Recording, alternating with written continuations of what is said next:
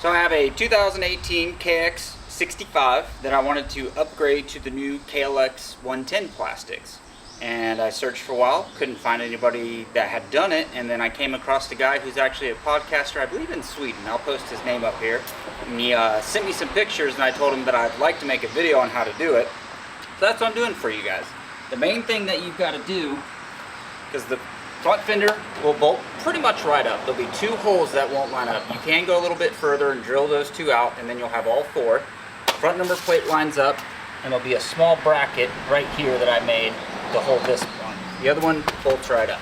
So here's the side panel. My little buddy here is going to be helping me out with it. So as you can see, I just found a miscellaneous bracket that I made work in the garage.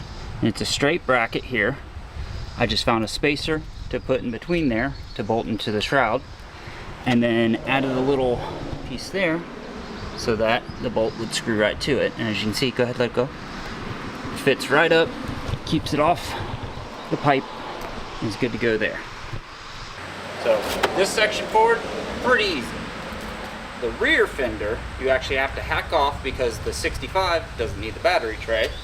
And also the side panels have these pieces here that need to come off on both sides. That's what helps hold the battery in as well. And you'll also need a little bit of the 65 rear piece. I believe it's right here. Once I show the pictures and edit some stuff in, you'll be able to see a little bit better.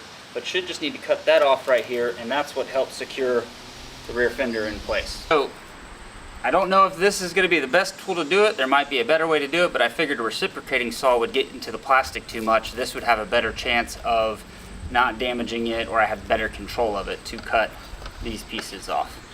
So always make sure you're doing stuff like this to wear your proper safety equipment.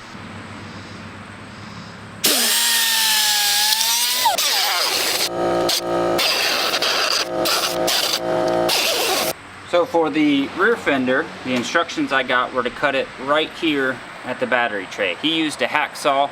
I'll try a few different things to try to make it work. So just cut right across this section and leave this. Remove this part. Okay. So you actually need to make sure this part is missing as well. So you want to cut this piece off, the little L shape. Get that out of there. And then kind of cut along this evenly, from what I can tell. So this basically protrusion here is what's in the way. I don't know if we need to remove this or not. I don't believe so. I think this can be left. So let's cut it up and find out. Also found the Dremel works a little bit easier. You don't have to wait for your air compressor to charge up. So there's a little box right there. That also it needs to be cut out.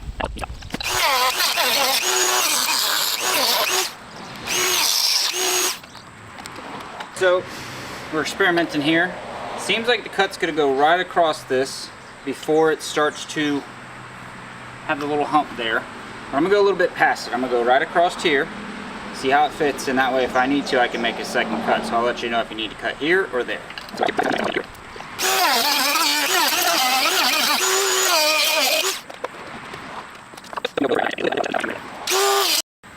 It's kind of difficult to see because we got black plastics, but if you leave that little bit of lip right there, it pushes up against the rear fender.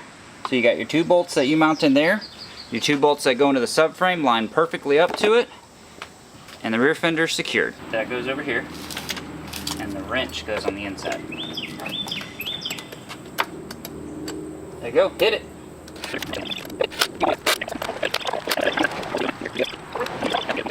Alright, so on this side, I didn't need to trim anything, but I did have to kind of force the push pin for the rear fender into it, and I didn't realize I didn't get the one on the other side. So once that's on there, same thing, it's about that far off from there to there, so I'll find a little bracket and make it work. Probably just a small piece of metal, put another clip, one into the other, just run that one in, run it into there, and that'll be on. Check this out. I had a 2019 YZ450 rectifier regulator bracket I took off, and it already had the, is it still hot? No, it's still good.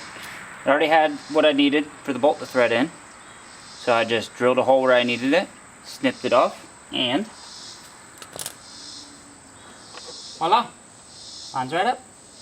Do that for both sides. Gonna work great. And essentially, you're done after that. Alright, so other little cool things I did to this. You can actually buy these adapters. Got them on Rocky Mountain. I think they were like 24 bucks. They're Tusk. And by moving the bars back a little bit, I actually could raise this thing up a lot. So I dropped this thing about 4 inches in the front. Kuba links about 2 to 3 inches in the back, and cut the crap out of the seat so that that little dude can actually fit on it.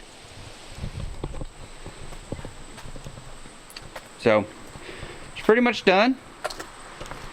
Definitely not the cleanest adapter, but not bad for 1,300 bucks worth of a bike.